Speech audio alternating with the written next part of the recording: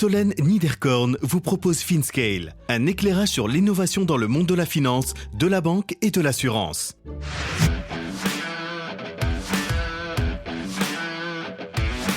La toolbox de financement des PME. Gabriel Thierry, CEO et cofondateur de Carmen.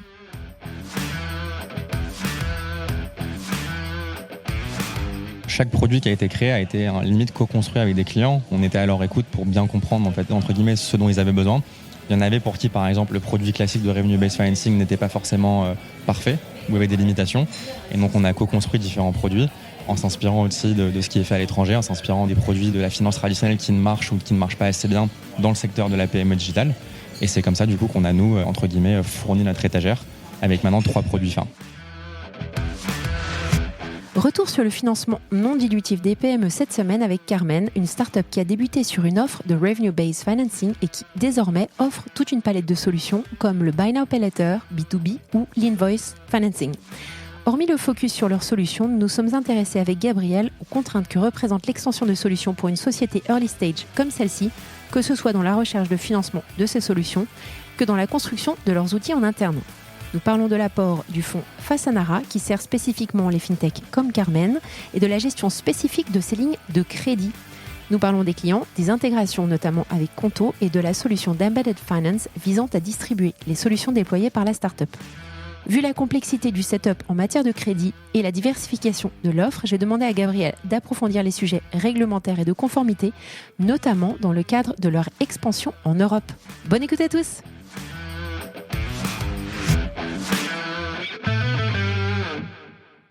Bonjour à tous, bonjour Gabriel. Bonjour Solène. Hyper heureuse et contente de te recevoir sur mon podcast. Je vais quand même expliquer aux auditeurs pourquoi je suis aussi contente. C'est qu'en fait, je pense que c'était il y a 2 ans, Gabriel m'a invité à déjeuner chez lui avec son associé de l'époque, qui n'était pas encore son associé, juste avant la création de Carmen, pour parler de FinTech, puisque à cette époque-là, j'étais mentor au Launchpad HEC. Et donc, voilà, vous m'avez partagé très gentiment vos projets. Et on se retrouve quelques mois après, 24 mois après, pour en parler. Donc ça me fait super plaisir que tu aies accepté mon invitation. Merci de m'accueillir. Est-ce que tu pourrais, s'il te plaît, brièvement te présenter à l'audience ? Bien sûr. Donc moi, je m'appelle Gabriel Thierry. Après un parcours dans les marchés non cotés aux États-Unis en private equity et en VC, je suis rentré en France et j'ai lancé Carmen, une fintech dont je suis un des 3 cofondateurs et le CEO.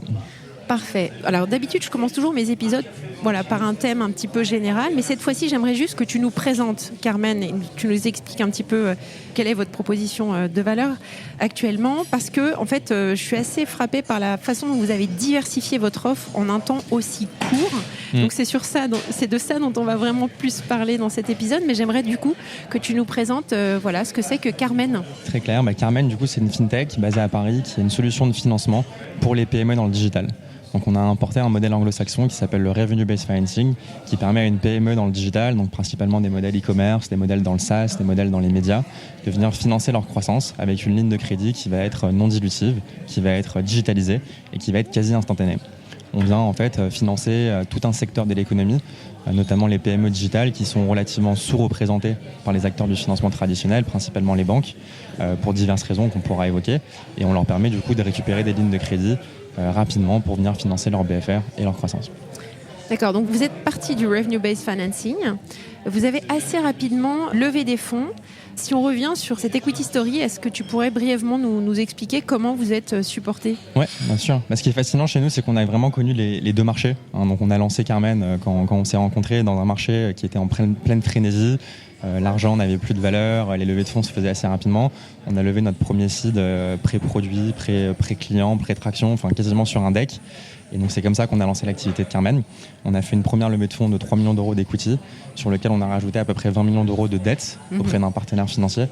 Ce qu'il faut bien comprendre, c'est que nous on prête de l'argent, donc on a 2 besoins de financement. On a un besoin d'equity comme n'importe quelle boîte de tech, et on a un besoin de dette qui est du coup l'argent qu'on vient prêter à nos clients, à l'image d'une banque. Une banque emprunte à la banque centrale, et nous on emprunte chez des partenaires financiers. Et ensuite, donc on a fait ça. Ensuite, on a fait une deuxième opération en dette en fin d'année dernière pour 50 millions, encore une fois avec le même partenaire qui aime beaucoup ce qu'on fait et qui nous a permis de double down. Un fonds qui s'appelle Fasanara, un fonds anglais spécialisé du coup en private credit pour les fintech. Ils ont 4 milliards sous gestion. Leur expertise, c'est de financer une centaine de plateformes fintech dans le crédit comme Carmen sur différentes verticales, que ce soit du revenue-based financing, du trade finance, du crédit conso, du prêt étudiant, enfin ils font tout. C'est assez impressionnant. Et vous êtes combien aujourd'hui ? Aujourd'hui, on est une petite vingtaine en full-time chez Carmen, et puis après on est aussi accompagné par des freelances, des externes, donc à peu près 30 en tout. Ça va vite. Mais c'est justement ce que je te disais, c'est qu'on a connu les deux marchés, le marché très frénétique où les choses allaient très vite avec une croissance à gogo, et maintenant le marché 2023 où les choses se sont quand même bien calmées et on fait plus attention forcément au burn, aux dépenses, etc. Et donc on essaie de rester le plus lean possible dans le contexte de marché actuel. Alors vous avez pas mal d'intégrations déjà à ce jour, est-ce que tu pourrais nous en parler ? Ouais, donc les intégrations chez nous, ce qu'il faut bien comprendre, c'est qu'elles servent à deux choses. Il y a un aspect distribution, et il y a un aspect scoring. Donc forcément, pour faire ce qu'on fait, peut-être je vais prendre un petit moment pour l'expliquer. Notre raison d'être chez Carmen, en fait, c'est de faire du credit scoring pour des PME dans le digital, qui aujourd'hui sont mal accompagnés par le secteur bancaire traditionnel. Et on fait ça en récupérant des données alternatives, des données innovantes, auprès des outils que ces PME utilisent au quotidien. Donc on va se connecter par exemple à leur logiciel de gestion, leur logiciel de facturation, leur compte bancaire avec de l'open banking par des SP2, leur CRM, ainsi de suite. Et grâce à ça, en fait, on vient aspirer de manière bien sûr totalement confidentielle et protégée, des données qui vont venir nourrir et alimenter des modèles de scoring. Donc à l'image d'une banque qui va se servir de données, on va dire, traditionnelles, conventionnelles, comme des liasses fiscales ou des bilans, nous on va principalement regarder des données nouvelles, des données innovantes, qui sont beaucoup plus pertinentes au business model qu'on vient financer, et c'est ça qui va nous permettre de se développer. Et donc les API et les connexions dont tu parles, elles servent à deux choses. Donc elles servent, à nourrir nos algorithmes de données, ce qui nous permet de scorer les boîtes, et ensuite elles vont nous permettre aussi de distribuer notre solution chez différents partenaires afin forcément de venir toucher et pouvoir financer le plus de clients. Notre mission étant d'accompagner le plus d'entreprises possible. Quels sont les partenaires qui distribuent la solution ? Donc aujourd'hui, il y en a plusieurs. Le plus connu que je vais citer, c'est Conto, avec qui on a du coup officialisé un partenariat en début d'année. Et donc là, du coup, on a une connexion API native dans la plateforme Conto, la grande néobanque qui est présente dans plusieurs pays et qui permet du coup à un client Conto de venir soumettre une demande de financement, partager ses données et ensuite recevoir son offre Carmen, qu'elle soit éligible ou non éligible en quelques clics. Ok, merci. Comme je le disais en intro, ce qui m'a frappé, moi, c'est l'étendue de l'offre, puisque quand on s'est parlé il y a 2 ans, vous étiez parti sur le revenue-based financing, et si mes souvenirs sont bons, avec un focus sur les software as a service, les SaaS. Et puis on s'est revus quelques fois tous les deux, on a un petit peu échangé, et puis assez récemment, je me suis reconnectée sur votre site, puis là, j'ai vu plein d'autres choses. Il y avait du Buy Now Pay Later B2B ou du Reverse Buy Now Pay Later, du cash management, de l'invoice financing. J'ai été waouh, qu'est-ce qui se passait ? J'avais vu les levées, mais j'avais pas vu que c'était étendu à ce point. Donc j'aurais été intéressée de comprendre quelles étaient les principales motivations derrière votre décision de diversifier aussi rapidement votre offre. On s'est rendu compte qu'à l'image du besoin de financement chez les particuliers qui s'atomisent de plus en plus, la même chose est en train de se reproduire chez les entreprises et notamment les PME. Donc côté particulier, maintenant on a une pléthore de différents produits de financement qu'on peut utiliser, que ce soit du crédit conso, du prêt étudiant, du viager, etc., etc. Il y a eu un temps de latence sur le côté entreprise où malheureusement le crédit bancaire est resté encore une solution très prédominante. Alors que le besoin des PME lui-même s'atomise, les chaînes de valeur se complexifient, la logistique se complexifie et du coup les PME dans le digital ont des besoins de plus en plus complexes de financement. Et notre réponse à ça chez Carmen, du coup, c'est de, entre guillemets, on aime beaucoup la métaphore de la boîte à outils, c'est de créer une boîte à outils avec différents produits de financement qui viennent répondre à des problématiques très précises, très ponctuelles, très pragmatiques, avec des solutions digitalisées qui reprennent notre chaîne de valeur. Et donc c'est comme ça qu'on a d'abord lancé le revenue-based financing, un schéma qu'on aime beaucoup parce qu'on l'a importé des États-Unis où moi j'ai passé du temps, et on a ensuite décuplé ce schéma avec du Buy Now Pay Later en B2B et de l'invoice financing, nos nouveaux produits de 2023 qui aujourd'hui marchent très bien et c'est les produits qui croient le plus vite, encore une fois pour répondre à différentes problématiques. Chaque boîte en fait a une problématique selon son business model, selon son activité, et ce qu'on a essayé en fait c'est de répondre et d'avoir le plus de produits sur étagère, ce qu'on va continuer de faire pour répondre à plus en plus de solutions. D'accord. Ça naissait d'un besoin client ou c'est parce que, voilà, c'est vrai que quand on regarde les outils nécessaires pour financer, il y a beaucoup de choses dans votre offre qui permettent de résoudre des pain points, mais vis-à-vis des clients que vous aviez actuellement, enfin, quand vous avez lancé, est-ce qu'ils étaient demandeurs ? C'est ça. Alors, chaque produit qui a été créé a été limite co-construit avec des clients. On était à leur écoute pour bien comprendre, en fait, entre guillemets, ce dont ils avaient besoin. Il y en avait pour qui, par exemple, le produit classique de revenue-based financing n'était pas forcément parfait, ou il y avait des limitations. Et donc, on a co-construit différents produits en s'inspirant aussi de ce qui est fait à l'étranger, en s'inspirant des produits de la finance traditionnelle qui ne marchent ou qui ne marchent pas assez bien dans le secteur de la PME digitale. Et c'est comme ça, du coup, qu'on a, nous, entre guillemets, fourni notre étagère avec maintenant 3 produits phares. D'accord. Alors, j'avais abordé le sujet de toutes ces chaînes de valeur avec Morgane Ohana, que tu connais probablement, qui est cofondatrice chez Defacto. Et en effet, il y a différentes briques. Tu l'as également un peu mentionné, la brique API, la brique scoring de risque et la brique financement. Alors, ce que tu mets en face des uns et des autres est différent suivant le type de produit que tu développes. Le scoring de risque pour du revenue-based financing, ça ne va pas être le même que celui que tu mets en place pour du buy now pay later B2B. Donc, de quelle manière est-ce que vous avez aussi rapidement adapté votre organisation et vos process internes pour intégrer en fait ces solutions-là sur ces différentes briques? Tout à fait. La force aujourd'hui de Carmen, c'est qu'on reste une équipe entre guillemets très lean et très agile. Comme je te l'ai dit, on est 20-25, ce qui permet de réagir très vite et ce qui permet forcément de prendre des décisions radicales rapidement. C'est ça qui nous permet d'aller assez vite, de lancer des produits rapidement, sans pour autant sacrifier notre roadmap ou, entre guillemets, perdre du temps. La force, c'est qu'aujourd'hui, on a recruté des personnes dans l'équipe crédit qui sont extrêmement compétentes, qui ont des années et des décennies en fait, d'expérience sur le crédit scoring pour les PME et qui permet du coup d'apporter et de leverager leur expérience. On a une trame commune sur tous les produits, parce que nous, ce qu'on cherche à comprendre, en fait, c'est est-ce que la boîte va être solvable la durée du financement, que ça soit un financement entre guillemets de revenue-based financing ou un financement d'invoice financing. La question fondamentale qu'on se pose à chaque fois, c'est est-ce que l'entreprise va-t-elle être solvable, va-t-elle pouvoir rembourser, et est-ce que le financement qu'on lui accorde ajoute de la valeur? C'est nos 3 questions principales. Et après, en effet, on a dû décupler du coup des process, des méthodes et des approches par produit. Mais c'est des choses qu'on a fait en main dans la main avec les différentes équipes, en ayant une roadmap assez stricte, assez sévère, qui permet d'avancer et d'aller vite. La brique scoring, est-ce que vous l'avez développée vous-même ou est-ce que vous utilisez des outils comme, je pense à Algone, qui est le premier, je salue Mickaël qui nous écoute peut-être, mais des outils comme ceux-ci qui sont vraiment spécifiques et ultra efficaces sur ce type de scoring? J'en ai beaucoup parlé à Mickaël et la réalité c'est qu'aujourd'hui, tout ce qui est crédit scoring en B2B a encore un grand temps de retard par rapport au scoring en particulier. Et donc aujourd'hui, nous malheureusement, on a dû tout développer en interne. On aurait aimé pouvoir s'appuyer d'expertise d'autres entreprises parce qu'on croit beaucoup justement à la chaîne de valeur qui peut être, on va dire, partagée par les acteurs de la fintech. Mais ça n'existe pas encore côté PME et côté entreprise. Et donc on a tout développé en interne. C'est aussi nous, une source de crédibilité par rapport à nos partenaires financiers qui savent du coup que tout ce qu'on fait chez Carmen est propriétaire, dans lequel ils ont confiance et dans lequel ils savent qu'ils peuvent entre guillemets continuer d'investir et soutenir par la suite. Top. Alors ça, c'est la partie scoring. La partie financement. Alors, tu parlais de cet acteur qui crée des fonds de dette et qui permet de structurer l'offre financement. Comment est-ce que ça se passe, je dirais, dans l'anticipation des besoins de financement? Parce que tu as mentionné quand même des grosses levées en dette. Donc déjà, première, comment tu t'assures des sources? Et deuxième chose, comment tu organises l'opérationnel avec ces fonds-là? Comment tu gères les lignes de crédit en fait? Alors ça dépend des fonds. Nous, on a de la chance parce que Fasanara a beaucoup d'expertise sur ce métier.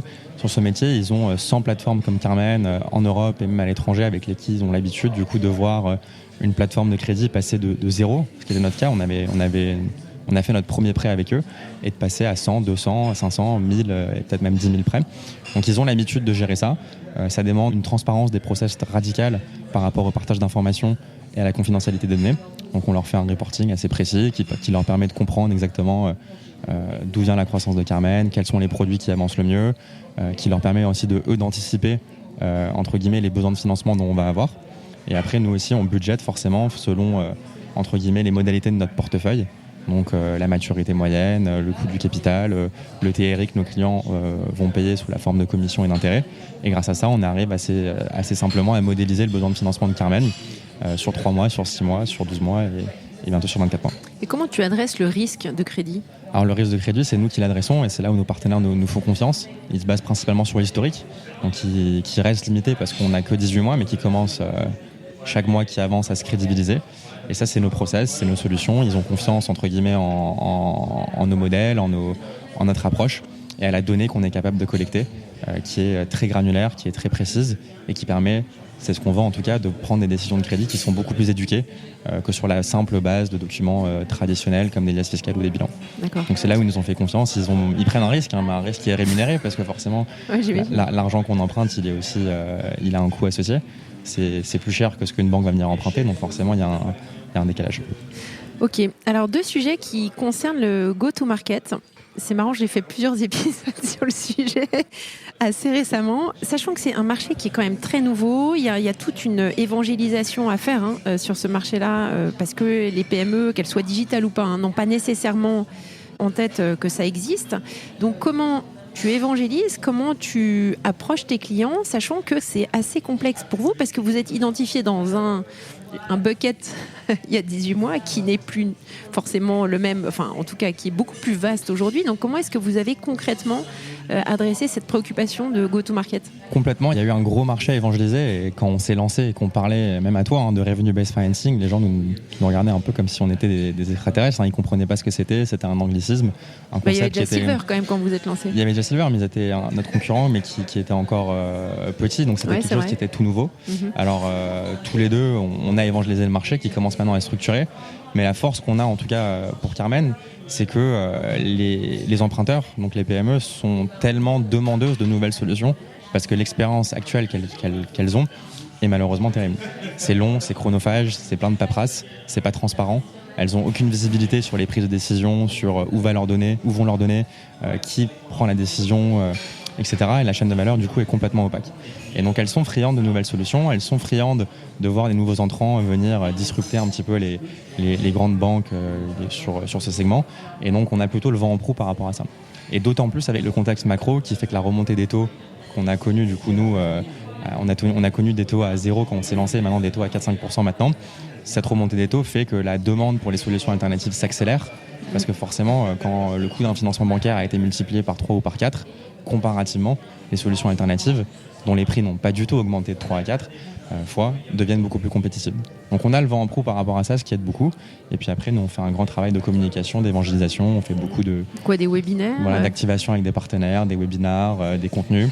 On se déplace beaucoup sur des salons, sur des événements, toujours pour évangéliser et montrer à beaucoup de personnes qu'il y a des nouvelles solutions qui existent et qu'il faut au moins les tester et les comprendre pour voir comment on pourrait travailler ensemble. Et en termes de taux d'adoption pour les nouveaux services, donc vos clients captifs du départ, est-ce que tu peux nous partager quelques chiffres pour qu'on puisse se rendre compte ? Alors c'est des chiffres qui sont compliqués à sortir parce qu'il y a toujours cette notion d'éligibilité. Dans le crédit, on a énormément de demandes. Aujourd'hui, nous, on reçoit plusieurs milliers de demandes par mois, ce qui est énorme pour une boîte d'une vingtaine de personnes et qui a que 18 mois. Mais la réalité, c'est qu'on ne peut pas financer ces 1000 boîtes parce qu'elles ne sont pas toutes éligibles, à nos critères d'éligibilité. Parce que par exemple, on a des entrepreneurs individuels qui demandent du financement et c'est pas notre métier, c'est pas ce qu'on sait faire, on n'a pas les outils pour le faire. Et après, il y a malheureusement des boîtes qui ne satisfont ou qui ne passent pas le scoring et sur lequel malheureusement on ne peut pas se positionner parce qu'on n'a pas forcément confiance dans la capacité de remboursement.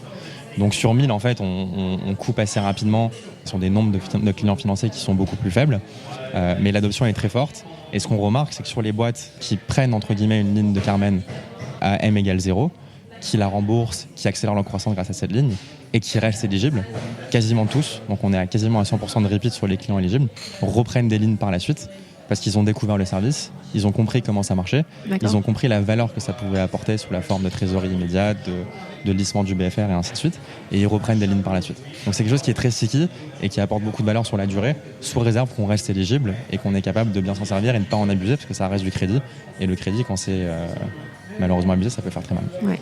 La taille moyenne des entreprises qui font appel à vos solutions, c'est quoi à peu près ? C'est une bonne question, ça a tellement changé sur ces derniers mois parce qu'on est en très forte croissance que je ne pourrais pas te le dire, mais on a des boîtes qui font 300 000 euros de chiffre d'affaires par an, qui est aujourd'hui notre minimum, comme on a des boîtes qui font 50 millions d'euros de chiffre d'affaires par an. Donc il y a une assez grande gamme, ça dépend des modèles économiques, ça dépend des secteurs d'activité, etc. Aujourd'hui, ce qui est sûr, c'est que c'est une solution qui est plutôt dédiée aux PME, parce que les ETI, les autres boîtes sont bien servies par le secteur bancaire traditionnel, parce qu'elles sont grosses, parce qu'elles sont bien accompagnées.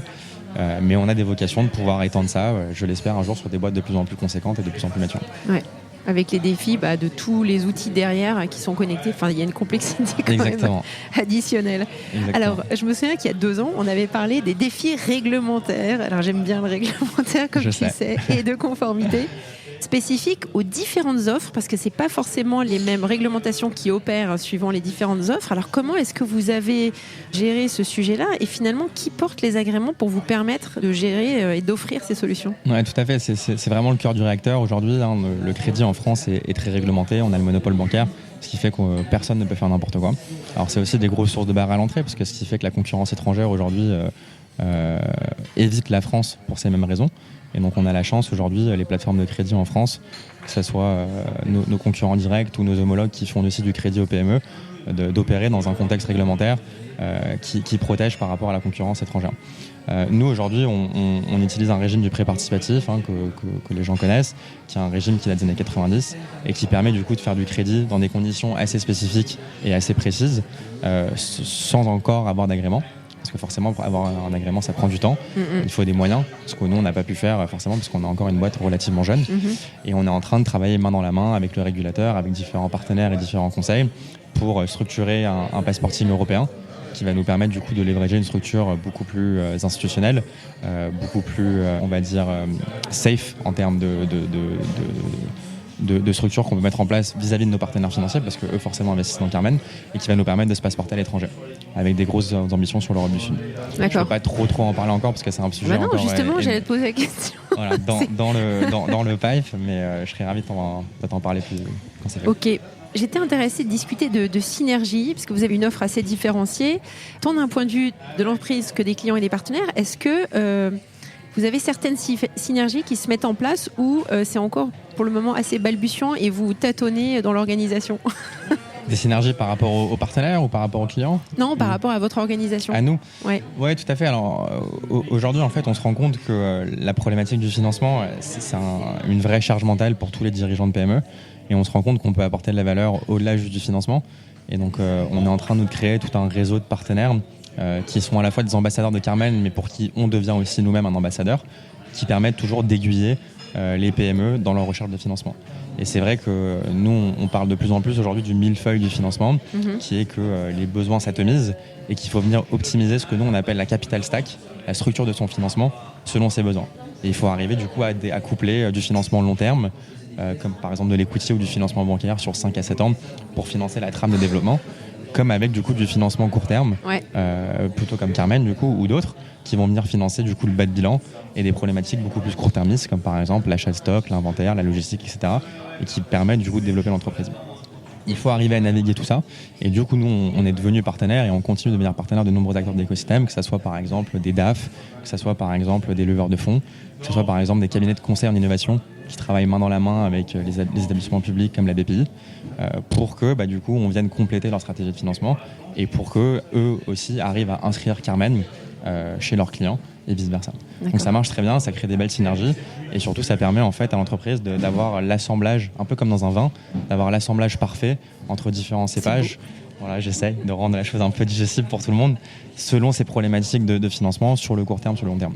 On ne peut pas financer du long terme avec du court terme, mais c'est malheureusement ce que beaucoup de boîtes viennent chercher chez nous, ce qu'on ne peut pas faire. On n'est pas là pour nous financer, on n'est pas là pour remplacer les VC ou les private equity, etc. C'est pas notre métier.